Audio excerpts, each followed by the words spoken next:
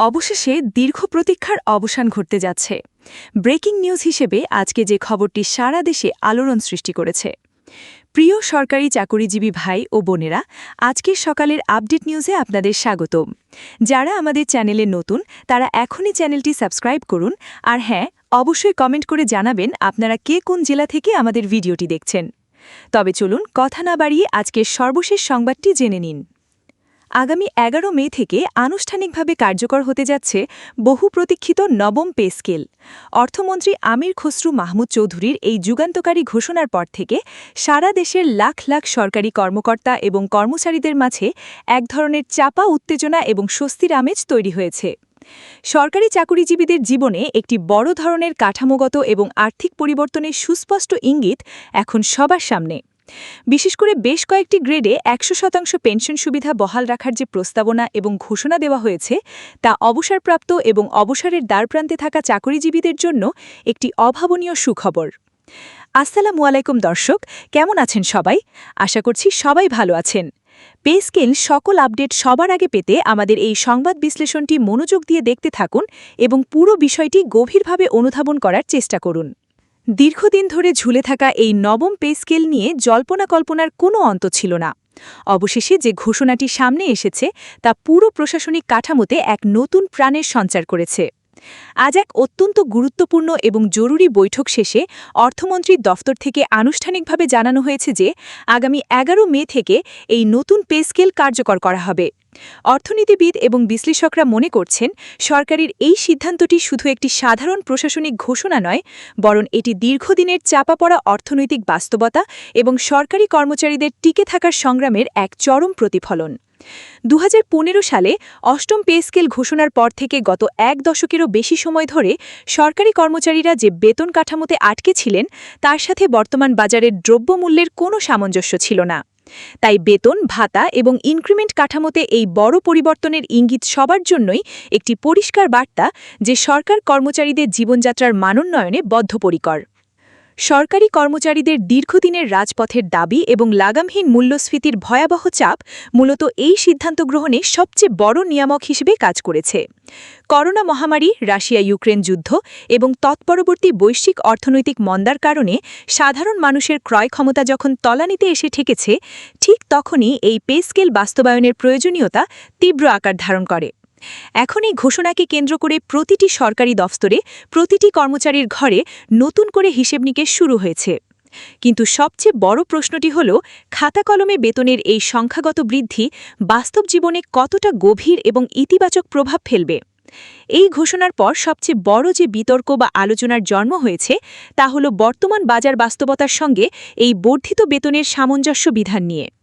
কারণ আমাদের দেশের বাজারের পরিস্থিতি যেভাবে প্রতিদিন অনিয়ন্ত্রিতভাবে পরিবর্তন হচ্ছে, সেখানে শুধু মাস শেষে বেতনের অঙ্ক বৃদ্ধি পাওয়াটাই সাধারণ মানুষের জন্য যথেষ্ট কিনা তা নিয়ে একটি যৌক্তিক সন্দেহ তৈরি হয়েছে। খাদ্যদ্রব্য, বাসাভাড়া, চিকিৎসা সামগ্রী, যাতায়াত এবং সন্তানদের শিক্ষা খরচ একসাথে যেভাবে লাফিয়ে লাফিয়ে বাড়ছে, তাতে সাধারণ নিম্ন এবং মধ্যবিত্ত মানুষের ঘাট থেকে অর্থনৈতিক চাপ কিছুতেই কমছে না। বরং অনেক ক্ষেত্রেই দেখা যায়, আয় যে গতিতে বৃদ্ধি পায় তার চেয়ে কয়েক গুণ বেশি গতিতে ব্যয় বৃদ্ধি পায়। বাজার সিন্ডিকেট এবং অসাধু ব্যবসায়ীরা অনেক সময় বেতন বৃদ্ধির খবর পেলেই নিত্য প্রয়োজনীয় দ্রব্যের দাম অযৌক্তিকভাবে বাড়িয়ে দেয়। এই জায়গাতেই পুরো বিষয়টি অত্যন্ত জটিল হয়ে দাঁড়াচ্ছে। সরকারের পে স্কেল বাস্তবায়নের সিদ্ধান্ত যত বড়ই হোক না কেন, বাস্তব জীবনে সাধারণ কর্মচারীদের জন্য তার কার্যকারিতা পুরোপুরি নির্ভর করবে সরকার কতটা কঠোর হস্তে বাজার নিয়ন্ত্রণ করতে পারে তার উপর। তাই এখনই নিশ্চিত করে বলা যাচ্ছে না যে বেতনের এই পরিবর্তন সাধারণ চাকুরিজীবীর জীবনে কতটা দীর্ঘস্থায়ী স্বস্তি এনে দেবে। বিষয়টি পরিষ্কার করার জন্য একটি সহজ উদাহরণ দেওয়া যাক। ধরা যাক একজন নিম্ন গ্রেডের কর্মচারীর আগের বেতন ছিল ২০,০০০ টাকা। নতুন পে স্কেল কাঠামোতে তার সেই বেতন বাড়িয়ে ২৮,০০০ টাকা করা হয়েছে, অর্থাৎ তার মাসিক আয় বৃদ্ধি পেল ৮,০০০ টাকা। দৃশ্যত এটি একটি বড় বৃদ্ধি, কিন্তু বর্তমান বাজারে তার মাসিক সাংসারিক খরচ যদি লাফিয়ে লাফিয়ে ২৭,০০০ বা ২৮,০০০ টাকায় পৌঁছে যায়, তাহলে তার বাস্তব আর্থিক চিত্রের খুব একটা বদল ঘটে না। খাদ্য খরচ, প্রতিনিয়ত বাড়তে থাকা বাসা ভাড়া এবং পরিবারের সদস্যদের চিকিৎসা খরচ হিসেব করলে দেখা যায় হয় পুরো বাজেট মাস শেষে সেই শূন্যের কোঠায় বা আগের জায়গাতেই দাঁড়িয়ে থাকে। ফলে কাগজে কলমে বা ব্যাংকের অ্যাকাউন্টে টাকার অঙ্ক বৃদ্ধি পেলেও জীবনযাত্রার মানের দিক থেকে বাস্তবে মানসিক এবং আর্থিক চাপ থেকেই যায়। আয়ের সাথে ব্যয়ের যে এই বিশাল পার্থক্য, এটাই এখন সাধারণ মানুষের জীবনের সবচেয়ে বড় এবং নির্মম বাস্তবতা। তাই শুধু সংখ্যাতাত্ত্বিক বৃদ্ধি নয়, বরং বাস্তব ব্যয়ের সঙ্গে এই বর্ধিত আয়ের সম্পর্কটাই এখন সবচেয়ে বেশি গুরুত্বপূর্ণ হয়ে উঠছে।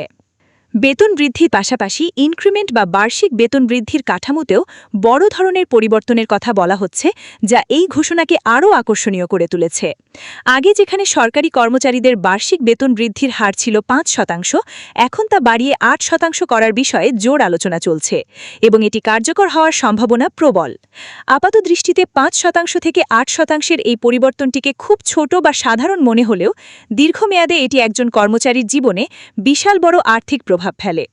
একটি সাধারণ হিসেব করলে বিষয়টি স্পষ্ট হবে। ধরা যাক কোনো একজন সরকারি কর্মকর্তার মূল বেতন ৩০,০০০ টাকা। সেই বেতনের উপর যদি ৫% হারে ইনক্রিমেন্ট হয়, তাহলে তার মাসিক বেতন বাড়ে ১৫০০ টাকা। কিন্তু এই ইনক্রিমেন্টের হার যদি ৮% হয়, তাহলে তার মাসিক বেতন বাড়ে ২৪০০ টাকা। অর্থাৎ প্রতি মাসেই তার আয়ে ৯০০ টাকার একটি বড় পার্থক্য তৈরি হয়। এই সামান্য ৯০০ টাকায় যখন হিসেব করা হয়, তখন বছরে তা দাঁড়ায় প্রায় ১০,৮০০ টাকা এবং দীর্ঘ ১০ বছরে তা ৮ লক্ষ টাকারও বেশি পার্থক্য তৈরি করে, যা ভবিষ্যতের আর্থিক অবস্থাকে ধীরে ধীরে পরিবর্তন করতে সক্ষম। কিন্তু এখানেও সেই পুরনো প্রশ্নটিই ফিরে আসে। মূল্যস্ফীতি যদি এই ইনক্রিমেন্টের চেয়েও বেশি গতিতে বাড়তে থাকে, তাহলে এই অতিরিক্ত সুবিধার স্থায়িত্ব কতদিন টিকবে? সরকারের দৃষ্টিকোণ থেকে চিন্তা করলে এই বিশাল পে স্কেল বাস্তবায়নের ফলে রাষ্ট্রের কোষাগারের ওপর এবং বাজেট ব্যবস্থাপনায় সবচেয়ে বড় চাপটি এসে পড়বে। কারণ দেশে বর্তমানে কর্মরত লাখ লাখ সরকারি কর্মচারীর বেতন যখন একসাথে বাড়ানো হবে, তখন সরকারের সামগ্রিক ব্যয় পরিমাণ এক লাফে বিশাল আকার ধারণ করবে। একটি আনুমানিক হিসেব ধরা যাক, যদি দেশের ২৫ লাখ সরকারি কর্মচারী গড়ে মাসে ৬,০০০ টাকা করেও বেশি বেতন পান, তাহলে সরকারের মাসিক অতিরিক্ত ব্যয় দাঁড়ায় প্রায় ১৫,০০০ কোটি টাকা। বার্ষিক হিসেবে এই অতিরিক্ত ব্যয়ের অঙ্ক প্রায় ১,৮০,০০০ কোটি টাকায় গিয়ে পৌঁছায়।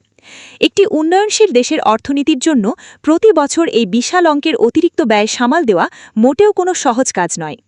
এর জন্য সরকারকে রাজস্ব আয় বাড়াতে হবে, উন্নয়ন বাজেটে কাটছাঁট করতে হতে পারে এবং অভ্যন্তরীণ বা বৈদেশিক ঋণ ব্যবস্থাপনার ওপর সরাসরি একটি বড় ধরনের চাপে পড়বে। তাই নতুন পে স্কেল বাস্তবায়নের এই সিদ্ধান্তটি শুধুমাত্র একটি সামাজিক বা প্রশাসনিক সিদ্ধান্ত নয়, বরং সামষ্টিক অর্থনীতির দৃষ্টিকোণ থেকে এটি অত্যন্ত স্পর্শকাতর এবং গুরুত্বপূর্ণ একটি বিষয়। এই ঘোষণার একটি বড় রাজনৈতিক দিকও আছে, যা এখন বিভিন্ন মহলে ব্যাপকভাবে আলোচিত হচ্ছে। বর্তমান সরকারের মাননীয় প্রধানমন্ত্রী তারেক রহমানের বক্তব্য অনুযায়ী এই পে স্কেল বাস্তবায়নের সিদ্ধান্তটি কোনো আকস্মিক ঘটনা নয়, বরং এটি দীর্ঘদিনের চাপা অর্থনৈতিক চাপের এক স্বাভাবিক ফলশ্রুতি। বিগত বছরগুলোতে কর্মচারীদের মধ্যে যে চাপা অসন্তোষ তৈরি হয়েছিল, বাজারের লাগামহীন পরিস্থিতি এবং সময়ের সাথে সাথে মানুষের যে অর্থনৈতিক চাহিদা বৃদ্ধি পেয়েছিল, সেই সব কিছু পুঙ্খানুপুঙ্খভাবে বিশ্লেষণ করেই সরকার এই সময় উপযোগী সিদ্ধান্ত নিয়েছে। কিন্তু রাজনৈতিক বিশ্লেষক এবং অর্থনীতিবিদদের মনে একটি বড় প্রশ্ন ঘুরপাক খাচ্ছে। এটি কি অর্থনীতির কোনো স্থায়ী সমাধান, নাকি কেবল পরিস্থিতি সামাল দেওয়ার জন্য একটি সাময়িক সমন্বয় ব্যবস্থা? কারণ রাজনৈতিক সিদ্ধান্তগুলো অনেক সময়ই দেশের প্রকৃত অর্থনৈতিক বাস্তবতার সঙ্গে সংঘর্ষে লিপ্ত হয়। এখানে একদিকে রয়েছে দেশের লাখ লাখ সরকারি চাকরিজীবীর বিশাল জনপ্রত্যাশা এবং অন্যদিকে রয়েছে সীমিত বাজেটের নির্মম বাস্তবতা। এই দুইয়ের মধ্যে ভারসাম্য রক্ষা করা সরকারের জন্য একটি বিশাল চ্যালেঞ্জ। পেনশনভোগী বা অবসরপ্রাপ্ত সরকারি চাকুরিজীবীদের দিক থেকে বিচার করলেও এই সিদ্ধান্তটি অত্যন্ত গুরুত্বপূর্ণ এবং সুদূর প্রসারী প্রভাব ফেলবে। যারা তাদের জীবনের সোনালী সময় রাষ্ট্রের সেবায় ব্যয় করেছেন, দীর্ঘদিন ধরে তারা এই ক্রমবর্ধমান মূল্যস্ফীতির চাপে সবচেয়ে বেশি অবহেলিত এবং ক্ষতিগ্রস্ত হয়েছেন। বয়স্ক এই মানুষগুলোর চিকিৎসার খরচ অনেক বেশি, অথচ তাদের আয় নির্দিষ্ট। ধরা যাক একজন অবসরপ্রাপ্ত চাকুরিজীবীর আগে মাসিক পেনশন ছিল ১৫,০০০ টাকা। নতুন কাঠামোর ফলে তা যদি ২২,০০০ টাকা হয়, তাহলে তার মাসিক আয় ৭,০০০ টাকা বৃদ্ধি পায়। বছরে এটি প্রায় ৮৪,০০০ টাকা অতিরিক্ত সুবিধা তৈরি করে। এই অতিরিক্ত টাকা অনেক বয়স্ক এবং অবসরপ্রাপ্ত পরিবারের জন্য জীবন ধারণে, বিশেষ করে জীবন রক্ষাকারী ঔষধ কেনা এবং দৈনন্দিন পুষ্টিকর খাবারের খরচে অনেক বড় পরিবর্তন আনতে পারে। ১০০% পেনশন সুবিধা বহাল রাখার বিষয়টি তাদের জীবনে একটি নতুন আশার আলো নিয়ে এসেছে। তবে এখানেও সেই শঙ্কার জায়গাটি থেকেই যায়। নিত্যপ্রদের দাম যদি আবার বেড়ে যায়, তাহলে এই বর্ধিত পেনশনের সুবিধা তাদের কতদিন স্বস্তি দেবে? ভিডিওটি খুবই জরুরি, তাই দয়া করে সবার সাথে ভিডিওটি শেয়ার করতে ভুলবেন না আর নতুন ভিডিও আপডেট পেতে এখনই চ্যানেলটি সাবস্ক্রাইব করুন।